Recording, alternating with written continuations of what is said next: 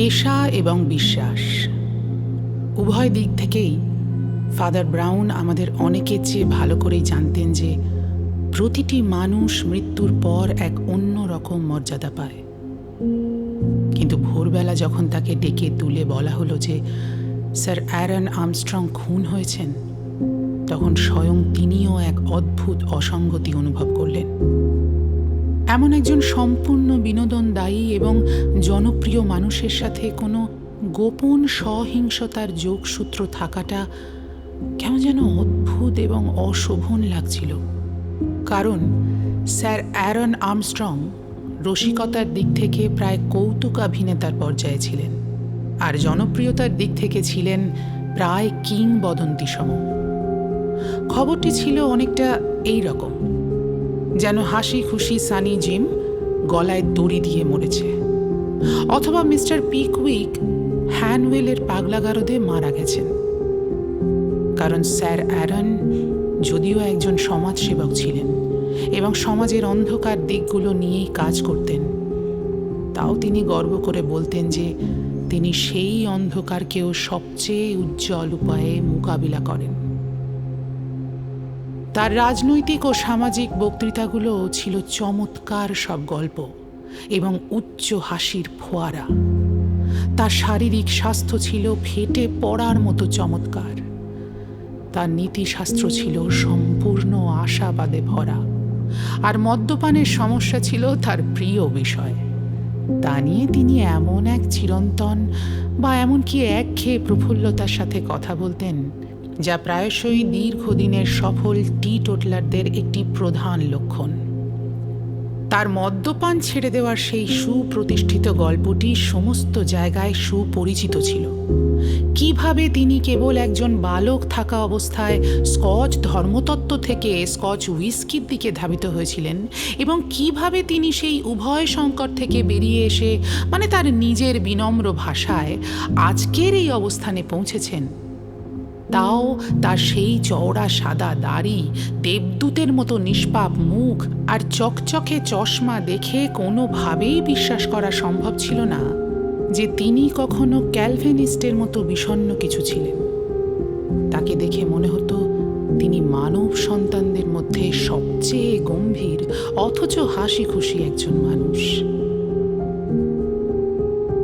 তিনি হ্যামস্টেডের এক গ্রামীণ প্রান্তে একটি সুন্দর বাড়িতে থাকতেন, যা চওড়ায় কম হলেও উচ্চতায় ছিল বেশ এক আধুনিক বুর্জের মতো। এর সবচেয়ে সরু দিকটি একটি রেল লাইনের খাড়া সবুজ পাড়ের উপর ঝুলেছিল, এবং ট্রেন যাওয়ার সময় বাড়িটি কেঁপে কেঁপে উঠত।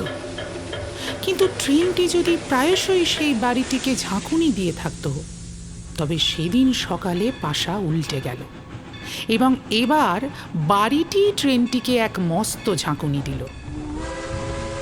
ইঞ্জিনটি নিজের গতি কমিয়ে ঠিক সেই পয়েন্টের কিছুটা দূরে গিয়ে থামল, যেখানে বাড়িটির একটি কোণ ঘাসের খাড়া ঢালের উপর এসে মিশেছে।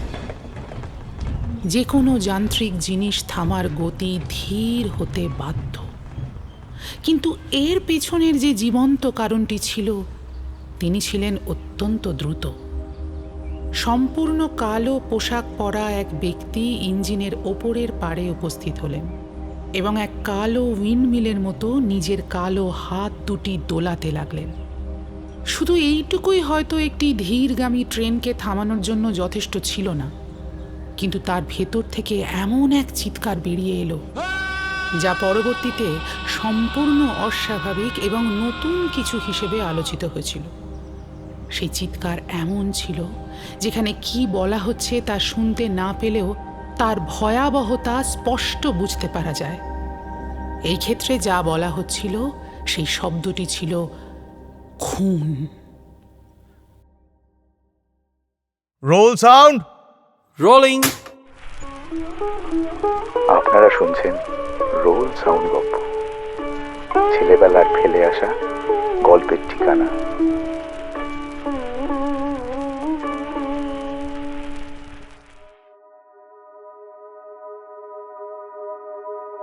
গোয়েন্দা সাহিত্যের ইতিহাসে শার্লক হোমস, এরকিউল পোয়ারো কিংবা ডক্টর থর্নডাইকের নাম আমরা প্রায়ই শুনে থাকি, কিন্তু তাদের থেকে সম্পূর্ণ ভিন্ন এক গোয়েন্দা চরিত্র সৃষ্টি করেছিলেন ইংরেজ সাহিত্যিক G.K. চেস্টারটন, একজন সাধারণ ক্যাথলিক পাদ্রী ফাদার ব্রাউন। ফাদার ব্রাউন কোনো বিখ্যাত গোয়েন্দা নন। তার কাছে নেই বৈজ্ঞানিক পরীক্ষাগার বা চমকপ্রদ অনুসন্ধান কৌশল। তার সবচেয়ে বড় শক্তি মানুষের মনকে বোঝার ক্ষমতা।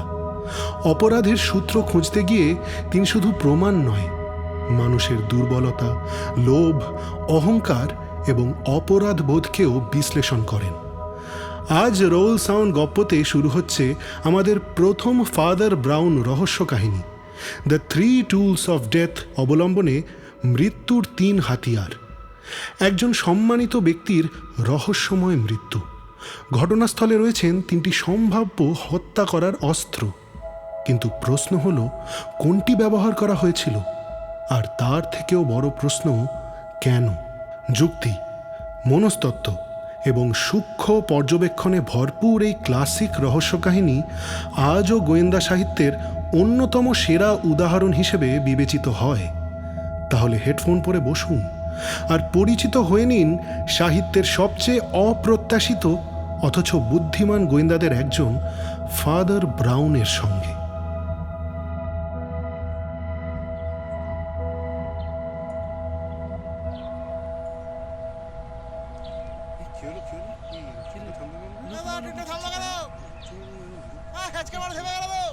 দাদা কি হলো?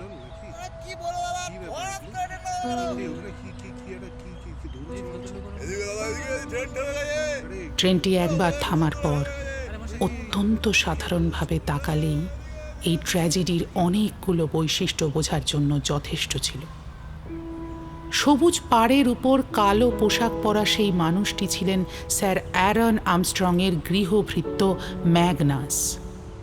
স্যার অ্যারন তার আশাবাদের কারণে প্রায়শই এই বিষণ্ণ ভৃত্যের কালো গ্লাভস নিয়ে হাসাহাসি করতেন, কিন্তু এই মুহূর্তে তাকে দেখে কারও হাসার কোনো সম্ভাবনা ছিল না।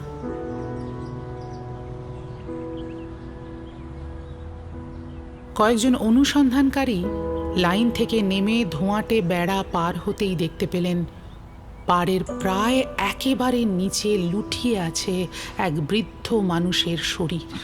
পরনে এক উজ্জ্বল লাল লাইনিংয়ের হলুদ ড্রেসিং গাউন। একটি দড়ির টুকরো তার পায়ের সাথে আটকে ছিল, যা স্পষ্টতই কোনো লড়াইয়ের সময় জড়িয়ে গেছে। সেখানে রক্তের কিছু দাগ ছিল, যদিও খুব সামান্য। শরীরটি এমন এক ভঙ্গিতে বেঁকে পড়েছিল যা কোনো জীবিত মানুষের পক্ষে অসম্ভব। তিনি ছিলেন স্যার অ্যারন আর্মস্ট্রং। আরও কিছুক্ষণ পর এক বিশাল সোনালি দাড়িওয়ালা মানুষ বেরিয়ে এলেন, যাকে কিছু যাত্রী মৃত ব্যক্তি সেক্রেটারি প্যাট্রিক রয়েস হিসেবে চিনতে পারলেন। তিনি একসময় বোহেমিয়ান সমাজে এবং বোহেমিয়ান শিল্পকলাতেও বিখ্যাত ছিলেন। তিনিও অস্পষ্ট কিছু শব্দে ভৃত্যের সেই যন্ত্রণার প্রতিধ্বনি করলেন। Good Lord, good Lord. ততক্ষণে সেই পরিবারের তৃতীয় চরিত্র, মৃত ব্যক্তির কন্যা অ্যালিস আর্মস্ট্রং, কাঁপতে কাঁপতে বাগানে চলে এসেছিলেন।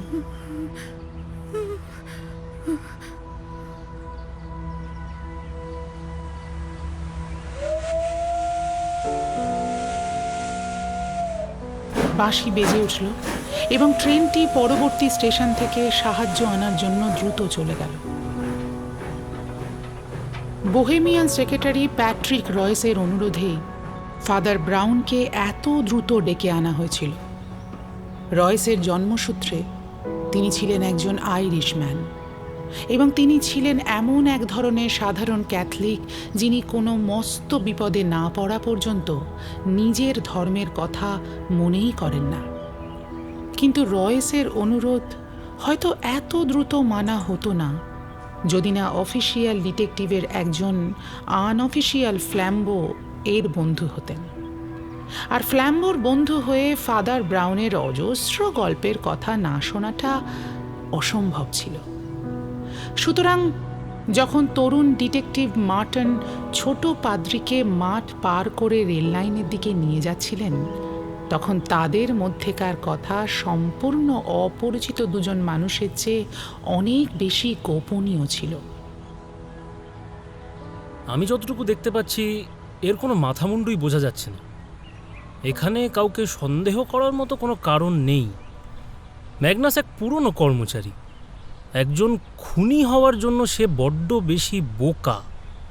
রয়েস কয়েক বছর ধরে অ্যারনের সবচেয়ে ভালো বন্ধু, আর তার মেয়ে নিঃসন্দেহে তাকে দেবতার মতো ভালোবাসত।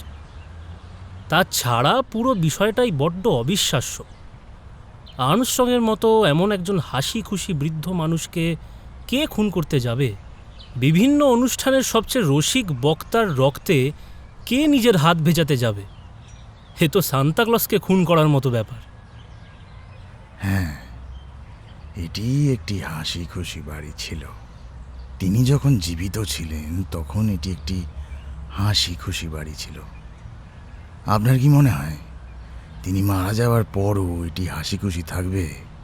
মার্টন কিছুটা চমকে উঠলেন এবং এক চটপটে চোখ নিয়ে তার সঙ্গীর দিকে তাকালেন। তিনি মারা যাওয়ার পরেও? হ্যাঁ, তিনি হাসি খুশি ছিলেন, কিন্তু তিনি কি তার সেই হাসি খুশি ভাব অন্যদের মধ্যে ছড়িয়ে দিতে পেরেছিলেন? সত্যি বলতে তিনি ছাড়া সেই বাড়ির আর কেউ কি হাসি খুশি ছিল? মার্টনের মনের ভেতরের একটি জানলা হঠাৎ করেই বিস্ময়ের এক অদ্ভুত আলো এনে দিল, যার মাধ্যমে তিনি প্রথমবার এমন কিছু দেখতে পান যা তিনি চিরকাল ধরেই জানেন। তিনি প্রায়শই আর্মস্ট্রংয়ের বাড়িতে যেতেন সমাজসেবকের কিছু ছোটখাটো পুলিশি কাজে, এবং তার খেয়াল হলো একটি অত্যন্ত হতাশাজনক আবহের বাড়ি ছিল এটি। ঘরগুলো ছিল অত্যন্ত উঁচু এবং খুব ঠান্ডা। সাজসজ্জা ছিল খুব সাধারণ ও মফস্বলীয়, আর বাতাস বয়ে যাওয়া গলিপথগুলো বিদ্যুতের এমন আলোয় আলোকিত ছিল যা চাঁদের আলোর চেয়েও বেশি ফ্যাকাশে ছিল। আর যদিও বৃদ্ধ মানুষের সেই লালচে মুখ আর রূপালী দাড়ি প্রতিটি ঘরে বা গলিপথে একটার পর একটা আগুনের মতো জ্বলত, তাও তা পেছনে কোনো উষ্ণতা রেখে যেত না। নিঃসন্দেহে এই জায়গার ভুতুড়ে অস্বস্তি আংশিকভাবে তার মালিকের জীবন শক্তি এবং অতিরিক্ত প্রাচুর্যের কারণেই ছিল। তিনি বলতেন আর কোনো স্টোভ বা ল্যাম্পের প্রয়োজন নেই, তিনি নিজের উষ্ণতা নিজেই সাথে নিয়ে করেন। কিন্তু মার্টন যখন অন্য বাসিন্দাদের কথা মনে করলেন, তিনি স্বীকার করতে বাধ্য হলেন যে তারাও তাদের মনিবের ছায়ার মতোই ছিল। সেই বিষণ্ণ গৃহভৃত্য তার সেই দানবীয় কালো গ্লাভস সহ ছিল প্রায় এক দুঃস্বপ্নের মতো।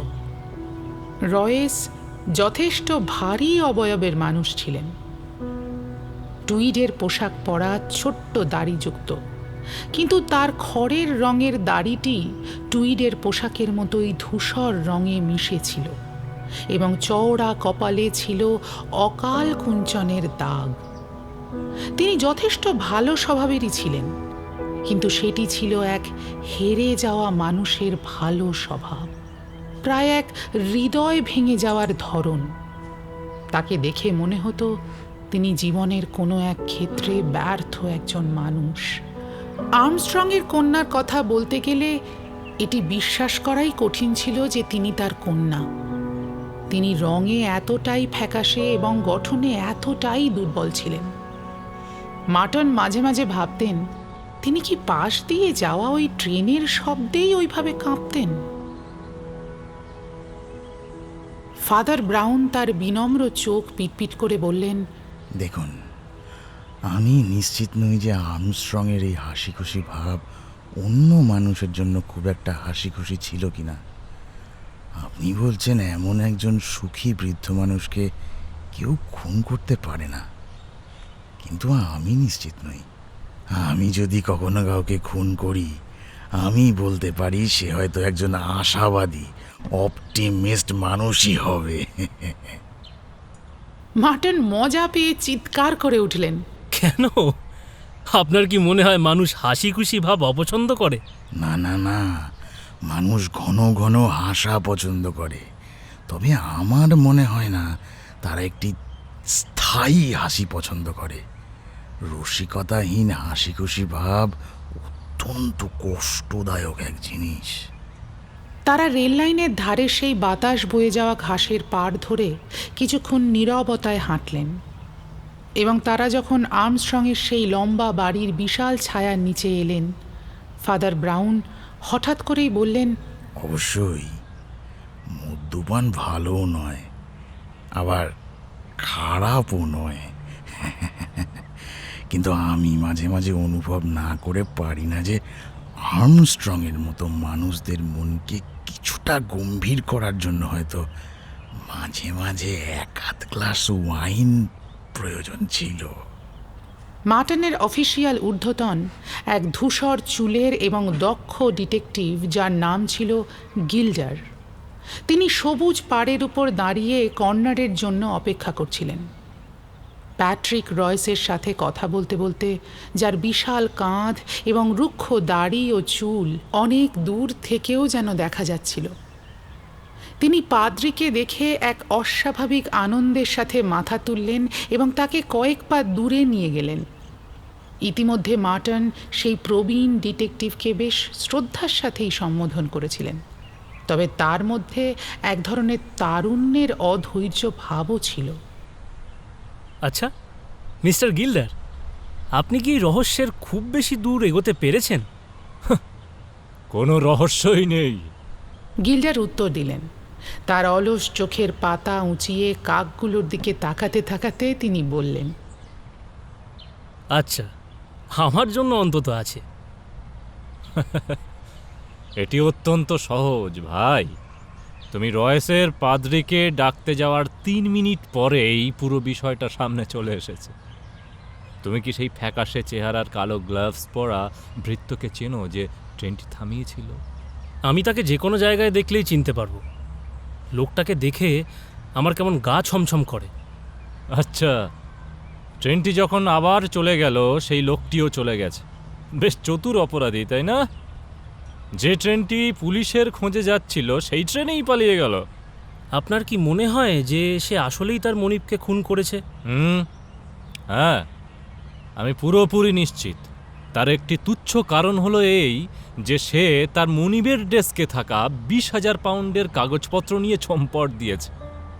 তবে একমাত্র যে জিনিসটাকে সমস্যা বলা যায় তা হলো সে তাকে কিভাবে খুন করল। মাথার খুলিটি দেখে মনে হচ্ছে কোনো বড় অস্ত্র দিয়ে ভাঙা হয়েছে, কিন্তু আশেপাশে কোনো অস্ত্রই পড়েনি। আর খুনির পক্ষে ওটা সাথে করে নিয়ে যাওয়া বেশ ঝামেলার হতো, যদি না অস্ত্রটি নজরে না পড়ার মতো ছোট হয়। হয়তো অস্ত্রটি নজরে না পড়ার মতো বড্ড বেশি বড় ছিল।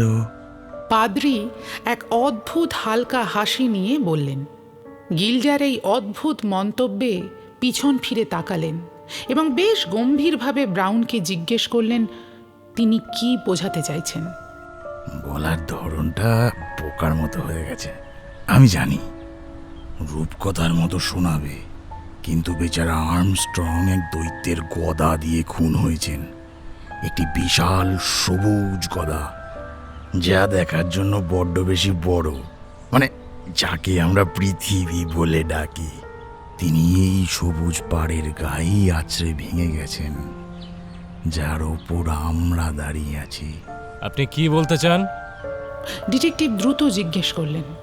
ফাদার ব্রাউন তার গোল মুখটি বাড়িটির সরু সম্মুখ ভাগের দিকে তুললেন এবং এক নিরুপায় দৃষ্টিতে ওপরের দিকে তাকালেন। তার চোখ অনুসরণ করে তারা দেখতে পেলেন যে বাড়িটির পিছনের এই সম্পূর্ণ জানালাহীন অংশের একেবারে চূড়ায় একটি চিলে কোঠা জানলা খোলা রয়েছে। আপনারা কি দেখতে পাচ্ছেন না? তাকে সেখান থেকে নিচে ছুঁড়ে ফেলা হয়েছে।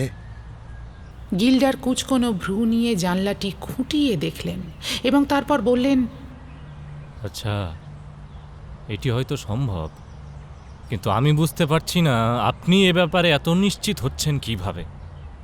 ব্রাউন তার ধূসর চোখ দুটি চওড়া করে খুললেন। কেননা মৃত ব্যক্তির পায়ের চারপাশে এক টুকরো দড়ি জড়ানো আছে। আপনারা কি দেখতে পাচ্ছেন না? দড়ির অন্য টুকরোটি ওইখানে জানলার কোণায় আটকে আছে। ওই অত উঁচুতে জিনিসটিকে একটি ধূলিকণা বা চুলের এক অতি সূক্ষ্ম অংশের মতো দেখাচ্ছিল, কিন্তু প্রবীণ চতুর ডিটেকটিভ তাতেই সন্তুষ্ট হলেন। আপনি একদম ঠিক বলেছেন স্যার, এটি নিশ্চিতভাবেই একটি গুরুত্বপূর্ণ পয়েন্ট। তিনি কথা বলার মুহূর্তেই একটি মাত্র বগি সহ একটি বিশেষ ট্রেন তাদের বাম দিকের লাইনের বাঁক নিল এবং সেখান থেকে একদল পুলিশ বাইরে বেরিয়ে এলো। তাদেরই মাঝখানে ছিল ম্যাগনাস, সেই পলাতক ভৃত্য।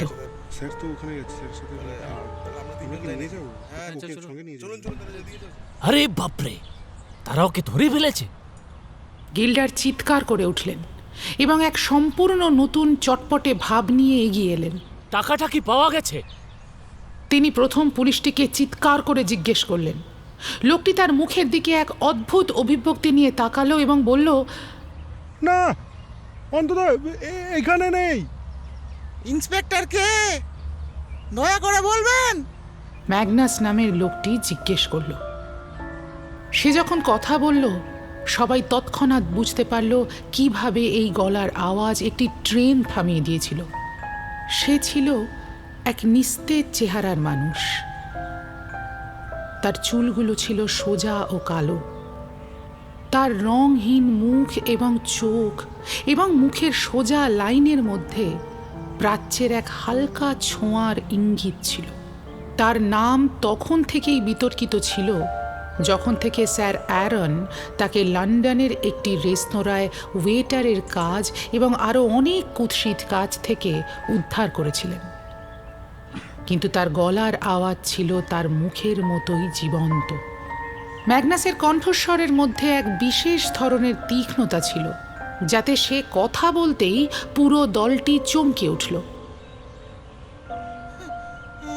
আমি সব সময় জানতাম এমনটা ঘটবে। আমার মনিব আমি কালো পোশাক পরি বলে আমাকে নিয়ে তামাশা করতেন, কিন্তু আমি সব সময় বলতাম তার শেষকৃত্যের জন্য আমি প্রস্তুত থাকবো।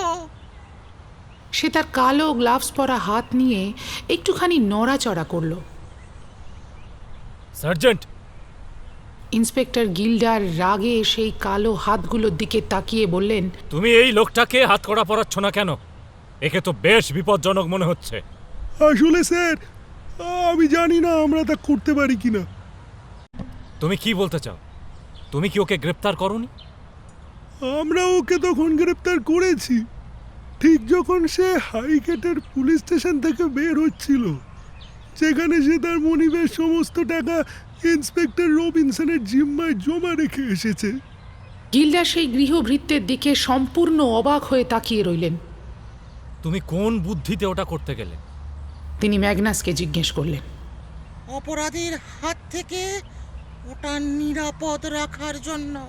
সেই ব্যক্তি শান্তভাবে উত্তর দিল, সেই স্যার অ্যারানের টাকা স্যার অ্যারানের পরিবারের কাছেই নিরাপদে রেখে আসা যেত।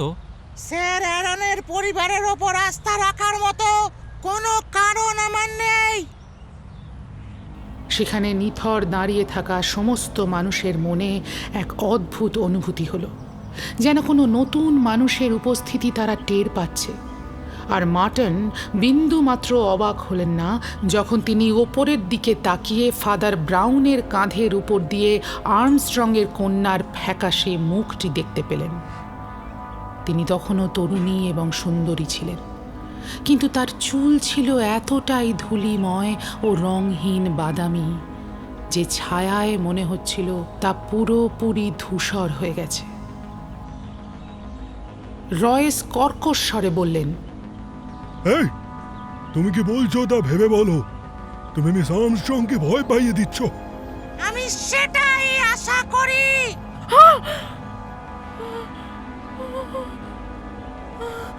নারীটি যখন শিউরে উঠলেন এবং বাকি সবাই অবাক হলেন, সে তখনও বলে চলল, আমি মিস আর্মস্ট্রং এর এই কাঁপুনির সাথে কিছুটা অভ্যস্ত। আমি তাকে কয়েক বছর ধরে মাঝে মাঝেই কাঁপতে দেখেছি। আর কেউ বলতো সে ঠান্ডায় কাঁপছে, আর কেউ বলতো সে ভয়ে কাঁপছে, কিন্তু আমি জানি সে কাঁপছিল ঘৃণা আর কুৎসিত রাগে। সে এতক্ষণে তার প্রেমিকের সাথে সমস্ত টাকা নিয়ে পালিয়ে যেত, কেবল আমার কারণে না হলে। যখন থেকে আমার বেচারা মনিব সেই মাতাল শয়তানটার সাথে বিয়ে করতে বাধা দিয়েছিলেন। থামো। গিল্ডার অত্যন্ত দৃঢ়ভাবে বললেন, তোমার পারিবারিক কল্পনা বা সন্দেহের সাথে আমাদের কোনো সম্পর্ক নেই। যতক্ষণ না তোমার কাছে কোনো বাস্তব সাক্ষ্য থাকছে, তোমার এই সাধারণ মতামত। আমি আপনাদের বাস্তব সাক্ষ্যই দিচ্ছি। ম্যাগনাস তার তীক্ষ্ণ কণ্ঠস্বরে বাধা দিয়ে বলল, আপনাকে আমাকেই সাক্ষী হিসাবে ডাকতে হবে মিস্টার ইন্সপেক্টর, আর আমাকে সত্যটাই বলতে হবে। আর সত্যটা হলো এই, বৃদ্ধ মানুষকে যখন রক্তাক্ত অবস্থায় জানলা দিয়ে নিচে ছুঁড়ে ফেলা হলো, তার ঠিক পরের মুহূর্তেই আমি চিলেকোঠায় ছুটে গেলাম এবং তার কন্যাকে মেঝের ওপর অজ্ঞান অবস্থায় পড়ে থাকতে দেখলাম, যার হাতে তখনও একটি লাল রঙের ছুরি ছিল। আমাকে সেটিও উপযুক্ত কর্তৃপক্ষের হাতে তুলে দেওয়ার অনুমতি দিন। সে তার কোটের পকেট থেকে একটি লম্বা শিঙের হাতলওয়ালা ছুরি বের করল, যার উপর লাল দাগ ছিল, এবং সেটি ভদ্রভাবে সার্জেন্টের হাতে দিয়ে দিল। তারপর সে আবার পিছনের দিকে পিছিয়ে গেল এবং তার চোখ দুটি তার মুখে এক আস্ত চীনা উপহাসের মতো প্রায় মিলিয়ে গেল। মার্টন তাকে দেখে এক শারীরিক অসুস্থতা অনুভব করলেন এবং তিনি গিল্ডারকে বিড়বিড় করে বললেন, নিশ্চিতভাবে আপনি তার কথার বিরুদ্ধে মিস আর্মস্ট্রং এর কথা বিশ্বাস করবেন? ফাদার ব্রাউন হঠাৎ করেই বললেন, হ্যাঁ, কিন্তু মিস আর্মস্ট্রং এর কথা কি তার বিরুদ্ধে যাচ্ছে? মেয়েটি এক চমকে ওঠা অদ্ভুত চিৎকার করে উঠল। সবাই তার দিকে তাকালো। তার অবয়ব ছিল এমন আড়ষ্ট যেন অবশ হয়ে গেছে। কেবল তার ফ্যাকাশে বাদামি চুলের ফ্রেমে থাকা মুখটি এক ভয়াবহ বিস্ময়ে জীবন্ত ছিল।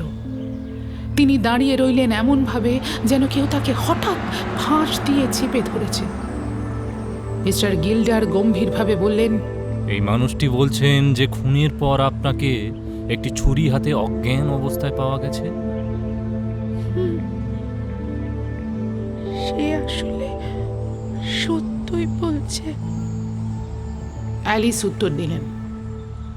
প্যাট্রিক রয়েস তার সেই বিশাল ঝুঁকে থাকা মাথা নিয়ে তাদের বৃত্তের মাঝে চলে এলেন এবং অদ্ভুতভাবে বললেন, দেখি, আচ্ছা, আমাকে যদি যেতেই হয় তবে আমি আগে কিছুটা আনন্দ নিয়ে যাব। তিনি ম্যাগনাসের সেই চতুর মঙ্গলীয় মুখে এক লোহার মুষ্টির আঘাত করলেন, যা তাকে লনের উপর ফ্ল্যাট করে শুইয়ে দিল। দুজন বা তিনজন পুলিশ তখনই রয়েসের উপর হাত রাখল, কিন্তু বাকিদের কাছে মনে হলো যেন সমস্ত বিচার বুদ্ধি লোপ পেয়েছে এবং মহাবিশ্ব এক বুদ্ধিহীন কৌতুক নাট্যে পরিণত হয়েছে। এইসব একদম করবেন না মিস্টার রয়েস। গিল্ডার চিৎকার করে উঠলেন, আমি কিন্তু আপনাকে আক্রমণের দায়ে গ্রেপ্তার করব। না, আপনি করবেন না। আপনি আমাকে খুনের দায়ে গ্রেপ্তার করবেন। গিল্ডার নিচে পড়ে থাকা লোকটির দিকে এক আতঙ্কিত দৃষ্টি ফেললেন, কিন্তু যেহেতু সেই অপদস্থ ব্যক্তিটি ইতিমধ্যেই উঠে বসে নিজের অক্ষত মুখ থেকে সামান্য রক্ত মুছে নিচ্ছিল, তিনি কেবল সংক্ষেপে বললেন, আপনি কি বলতে চান? এই লোকটা যা বলছে তা পুরোপুরি সত্যি। মিস আর্মস্ট্রং হাতে ছুরি নিয়েই অজ্ঞান হয়ে গিয়েছিলেন, কিন্তু তিনি তার বাবাকে আক্রমণ করার জন্য ছুরিটি নেননি, বরং তাকে রক্ষা করার জন্য নিয়েছিলেন। তাকে রক্ষা করার জন্য? কার বিরুদ্ধে? আমার বিরুদ্ধে। অ্যালিস তার দিকে এক জটিল ও অবদ্ধ মুখ নিয়ে তাকালেন। তারপর তিনি নিচু স্বরে বললেন, এত কিছুর পরেও আমি খুশি যে তোমার মধ্যে সৎ সাহসটুকু আছে। ওপরে চলুন, আমি আপনাদের পুরো অভিশপ্ত জিনিসটা দেখাবো। চিলেকোঠাটি ছিল রয়েসের ব্যক্তিগত জায়গা। তার মধ্যে সত্যিই একটি হিংস্র নাটকের সমস্ত চিহ্ন ছিল। মেঝের প্রায় মাঝখানে একটি বড় রিভলভার পড়েছিল, যেন ছুঁড়ে ফেলা হয়েছে। আরও বাম দিকে একটি হুইস্কির বোতল গড়াচ্ছিল, যা খোলা ছিল কিন্তু পুরোপুরি খালি ছিল না। ছোট টেবিলের কাপড়টি টানা এবং ছেঁড়া ছিল, আর এক টুকরো দড়ি, ঠিক যেমনটি ওই লাশের গায়ে পাওয়া গেছে তেমনটি, ঠিক জানলার ধারেই অবিন্যস্তভাবে পড়েছিল। ফায়ারপ্লেসের উপর দুটি ফুলদানি ভাঙা ছিল এবং আরেকটি পড়েছিল কার্পেটের উপর। আমি মদ খেয়েছিলাম। রয়েস বললেন, অকাল জীর্ণ এই মানুষটির এই সরলতার মধ্যে এক শিশুর প্রথম পাপের মতো এক ধরনের করুণ রস ছিল। আপনারা সবাই জানেন কিভাবে আমার গল্প শুরু হয়েছিল, আর সেটা এইভাবেই শেষ হয়ে গেলে ভালোই হবে। আমাকে একসময় চতুর মানুষ বলা হতো, আর আমি হয়তো সুখী হতে পারতাম। আর্মস্ট্রং সরাইখানা থেকে আমার মস্তিষ্ক ও শরীরের অবশিষ্টাংশ রক্ষা করেছিলেন এবং নিজের মতো করে সবসময় আমার প্রতি দয়ালু ছিলেন। কেবল তিনি আমাকে অ্যালিসকে বিয়ে করতে দিতে চাননি। আপনারা যা ইচ্ছে ভাবতে পারেন, আপনারা নিশ্চয়ই চাইবেন না আমি বিস্তারিত বিবরণে যাই। ওই কোনায় পড়ে থাকা অর্ধেক খালি হুইস্কির বোতলটি আমার, কার্পেটের ওপর পড়ে থাকা পুরোপুরি খালি রিভলভারটিও আমার, আমার বাক্স থেকে নেওয়া দড়িটি লাশের গায়ে পাওয়া গেছে, আর আমার জানালা থেকেই লাশটির নিচে ছুঁড়ে ফেলা হয়েছে। আপনারা আমার এই ট্র্যাজেডি খুঁজে বের করার জন্য দয়া করে ডিটেকটিভ লাগাবেন না। আমি এই পৃথিবীতে এক অত্যন্ত সাধারণ আগাছা। আমি নিজেকে ফাঁসির মঞ্চে সঁপে দিচ্ছি, আর ঈশ্বরের শপথ, আমার জন্য এটাই যথেষ্ট। একটি নির্দিষ্ট ইশারায় পুলিশ সেই বিশাল মানুষটির চারপাশে জড়ো হলো তাকে নিয়ে যাওয়ার জন্য। কিন্তু তাদের এই শান্ত ভাব কিছুটা বিঘ্নিত হলো ফাদার ব্রাউনের এক অদ্ভুত উপস্থিতির কারণে। তিনি দরজার চৌকাঠে কার্পেটের উপর নিজের হাত ও হাঁটুর উপর ভর দিয়ে বসেছিলেন, যেন কোনো অশোভন প্রার্থনায় মগ্ন আছেন। তাকে কেমন দেখাচ্ছে সে বিষয়ে সম্পূর্ণ উদাসীন এক মানুষ হওয়ায় তিনি এই ইঙ্গিতেই রয়ে গেলেন, কিন্তু পুরো দলের দিকে একটি উজ্জ্বল গোল মুখ তুলে তাকালেন, যা দেখে মনে হচ্ছিল এক চতুষ্পদ প্রাণীর মাথায় এক অত্যন্ত কৌতূহলী মানুষের মুখ লাগানো আছে। বলছি, এটি কিন্তু আদেও টিকবে না। শুরুতে আপনারা বলেছিলেন আমরা কোনো অস্ত্র খুঁজে পাইনি, কিন্তু এখন আমরা বড্ড বেশি অস্ত্র খুঁজে পাচ্ছি। কি বলুন? সেখানে আঘাত করার জন্য ছুরি আছে, শ্বাসরোধ করার জন্য দড়ি আছে, আর গুলি করার জন্য পিস্তল আছে। সব কিছুর পর সে জানলা দিয়ে নিচে পড়ে গিয়ে নিজের ঘাড় ভেঙে ফেলেছে। এটি মিলছে না, এটি খুব একটা যৌক্তিক নয়। তিনি মাটির দিকে তাকিয়ে নিজের মাথা নাড়লেন। ইন্সপেক্টর গিল্ডার কিছু একটা বলতে যাচ্ছিলেন, কিন্তু তিনি কিছু বলার আগেই মেঝের উপরের সেই অদ্ভুত অবয়বটি অনর্গল বলে চললেন, আর এখন তিনটে সম্পূর্ণ অসম্ভব জিনিস। প্রথমত, কার্পেটের এই ফুটোগুলো যেখানে 6টি বুলেট ঢুকে গেছে, কোনো মানুষ কেন কার্পেটের দিকে গুলি করতে যাবে? একজন মাতাল মানুষ তার শত্রুর মাথার দিকে গুলি চালায়। সে নিজের পায়ের সাথে ঝগড়া করে না, বা নিজের চটি জুতোকে আক্রমণ করে না। আর তারপর দড়িটি কোন ধরনের মত্ততায় কোনো মানুষ একটি অন্য মানুষের গলায় জড়ানোর চেষ্টা করে অবশেষে ওটা তার পায়ে জড়াবে? রয়েস যাই হোক না কেন এতটা মাতাল ছিলেন না, নয়তো তিনি এতক্ষণে নাক ডেকে ঘুমোতেন। আর সবচেয়ে স্পষ্ট হলো হুইস্কির বোতলটি। আপনারা বলতে চান একজন মদ্যপ হুইস্কির বোতলের জন্য লড়াই করলো এবং জেতার পর ওটাকে একটি কোণায় ছুঁড়ে ফেলে দিল, অর্ধেক মদ ফেলে দিয়ে আর বাকি অর্ধেক রেখে দিয়ে। এটি একটি মদ্যপ মানুষ কোনোদিনও করবে না। তিনি আনাড়িভাবে নিজের পায়ে দাঁড়িয়ে উঠলেন এবং রয়েসের দিকে এক নিখুঁত অনুশোচনার সুরে বললেন, আমি খুব দুঃখিত স্যার, কিন্তু আপনার গল্পটা একেবারেই মিথ্যে। স্যার, অ্যালিস আর্মস্ট্রং পাদ্রির দিকে নিচু স্বরে বললেন, আমি কি আপনার সাথে এক মুহূর্তের জন্য একান্তে একটু কথা বলতে পারি?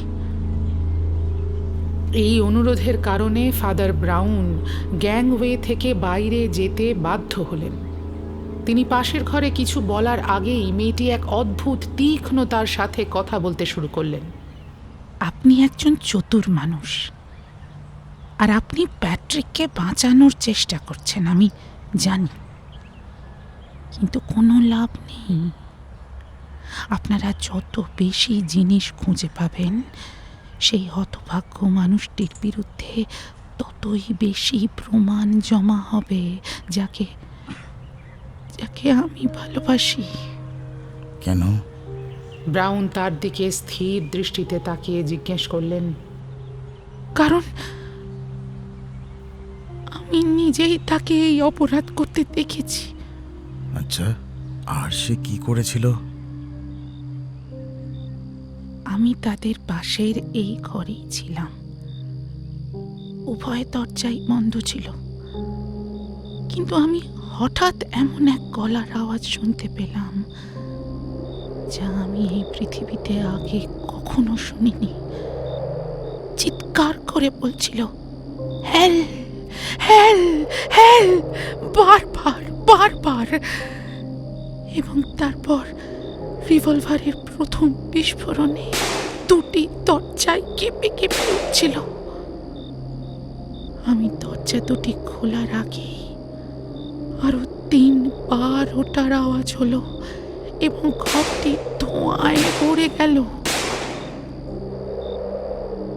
কিন্তু পিস্তলটি আমার বেচারা পাগল প্যাট্রিকের হাতে ধোঁয়া ছাড়ছিল, আর আমি নিজের চোখে তাকে শেষ গুলিটা চালাতে দেখেছি। তারপর সে আমার বাবার উপর ঝাঁপিয়ে পড়ল, যিনি আতঙ্কে জানলার ধার ধরে ঝুলেছিলেন, এবং লড়াই করতে করতে তাকে দড়ি দিয়ে শ্বাসরোধ করার চেষ্টা করল। সে তার মাথার উপর দড়ি ছুঁড়ে দিয়েছিল, কিন্তু তার ছটফট করতে থাকা কাঁধ গলে দড়িটা পায়ে গিয়ে পড়ল। তারপর সেটি একটি পায়ের চারপাশে শক্ত হয়ে গেল এবং প্যাট্রিক তাকে উন্মাদের মতো টেনে নিয়ে যেতে লাগলো। আমি মাদুর থেকে একটি ছুরি ছিনিয়ে নিলাম এবং তাদের মাঝখানে ছুটে গিয়ে দড়িটি কাটতে সফল হলাম, কিন্তু তারপর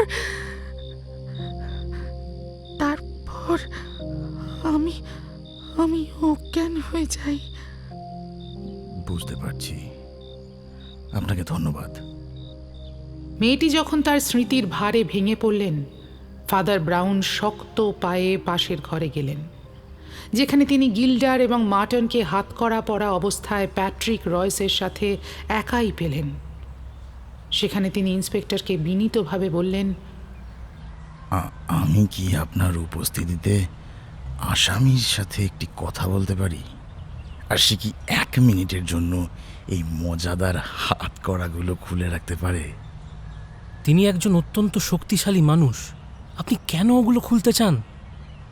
কারণ আমি ভাবছিলাম যে হয়তো আমি তার সাথে কর্মর্দন করার এক মস্ত বড় গৌরব পেতে পারি। উভয় ডিটেকটিভ হাঁ করে তাকালেন আর ফাদার ব্রাউন বললেন, আপনি কি তাদের এই বিষয়ে বলবেন না স্যার? রয়েস অবিন্যস্তভাবে মাথা নাড়লেন। পাদ্রী অধৈর্য হয়ে বললেন, তাহলে আমি বলবো, ব্যক্তিগত জীবন সামাজিক সম্মানের চেয়ে অনেক বেশি গুরুত্বপূর্ণ। তিনি সেই মারাত্মক জানলাটির কাছে গেলেন এবং কথা বলতে বলতে জানালাটির বাইরের দিকে তাকালেন। আমি আপনাদের বলেছিলাম যে এই মামলায় বড্ড বেশি অস্ত্র ছিল, কিন্তু মৃত্যু ছিল মাত্র একটি। আমি এখন আপনাদের বলছি যে ওগুলো কোনো অস্ত্রই ছিল না, আর মৃত্যু ঘটানোর জন্য ব্যবহারও করা হয়নি সেই সমস্ত কুৎসিত হাতিয়ার, ফাঁস, রক্তমাখা ছুরি, বিস্ফোরিত পিস্তল সবই ছিল এক অদ্ভুত ক্ষমার উপকরণ। সেগুলো স্যার অ্যারনকে খুন করার জন্য ব্যবহার করা হয়নি, বরং তাকে বাঁচানোর জন্য করা হয়েছিল। তাকে বাঁচানোর জন্য? কিসের থেকে? তার নিজের থেকে। তিনি একজন আত্মহত্যা প্রবণ উন্মাদ ছিলেন। কি? আর তার সেই হাসি খুশি ভাবনার ধর্ম? এটি একটি নিষ্ঠুর ধর্ম। তারা কেন তাকে একটু কাঁদতে দিল না, যেমনটা তার পূর্বপুরুষরা আগে কেঁদেছিলেন? তার পরিকল্পনাগুলো আড়ষ্ট হয়ে গিয়েছিল, তার চিন্তা ভাবনা ঠান্ডা হয়ে গিয়েছিল।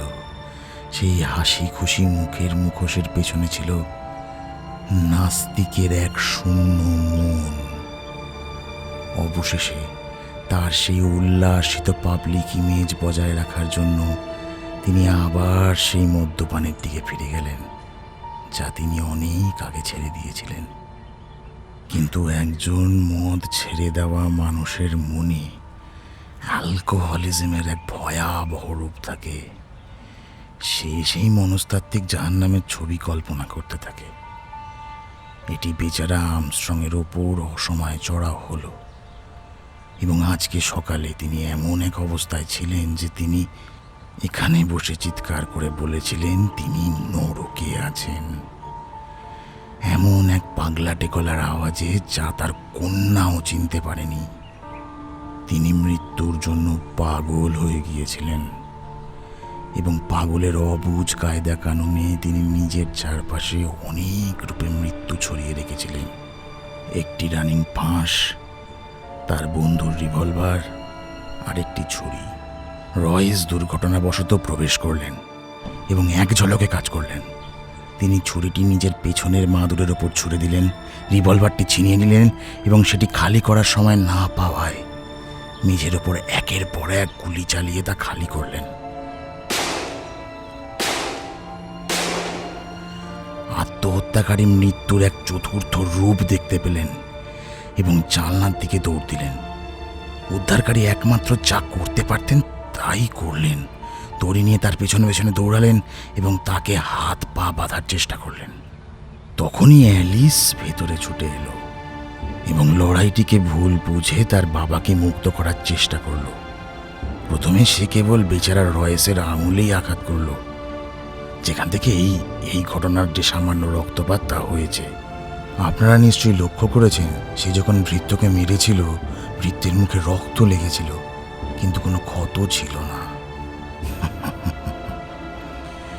কিন্তু বেচারা অ্যালিস অজ্ঞান হওয়ার আগে তার বাবার দড়ি কেটে মুক্ত করে দিয়েছিল, যার ফলে তিনি সেই জানলা দিয়ে অনন্তকালের দিকে আছড়ে পড়লেন। ঘরে এক দীর্ঘ নীরবতা নেমে এলো, যা ধীরে ধীরে গিল্ডারের প্যাট্রিক রয়েসের হাতকড়া খোলার ধাতব শব্দে ভাঙল। যার দিকে তাকিয়ে তিনি বললেন, আমার মনে হয় আমার সত্যিটাই বলা উচিত। স্যার, আপনি এবং সেই তরুণী আর্মস্ট্রংয়ের অবিচারি নোটিশের চেয়ে অনেক বেশি মূল্যবান। আর্মস্ট্রং এর নোটিস মাই ফুট! রয়েস রুক্ষভাবে চিৎকার করে উঠলেন, আপনারা কি দেখতে পাচ্ছেন না যে এই সব নাটকের কেবল একটি কারণ ছিল, যাতে সে জানতে না পারে? কি জানতে না পারে? যে সে নিজেই তার বাবাকে খুন করেছে। সে না থাকলে তিনি আজ বেঁচে থাকতেন।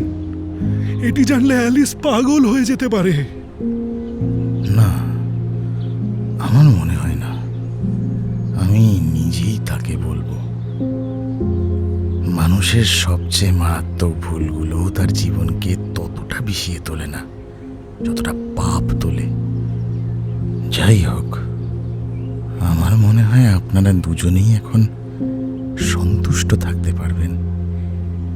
আমাকে এখন বধির স্কুলে ফিরে যেতে হবে।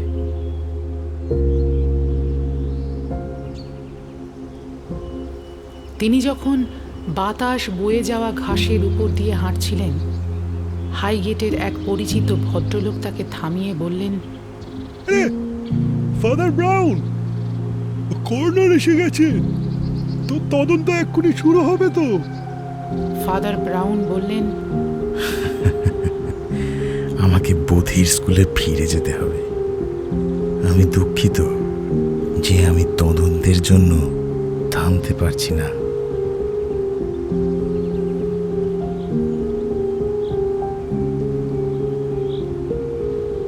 শেষ হলো আজকের গল্প। কণ্ঠ অর্পিতা দে, অভিষেক ভৌমিক, দেবার্ঘ, কুমার সৌরভ এবং সম্মান। শব্দ পরিকল্পনায় সম্মান, শব্দগ্রহণ স্বয়ং, সহকারী পরিচালনায় অভিষেক ভৌমিক, সমগ্র পর্ব পরিচালনায় সম্মান রায় ও অর্পিতা দে। আমাদের চ্যানেল সাবস্ক্রাইব করুন যদি আগামী দিনে ফাদার ব্রাউনের আরও উল্লেখযোগ্য রহস্য কাহিনী আপনারা শুনতে চান।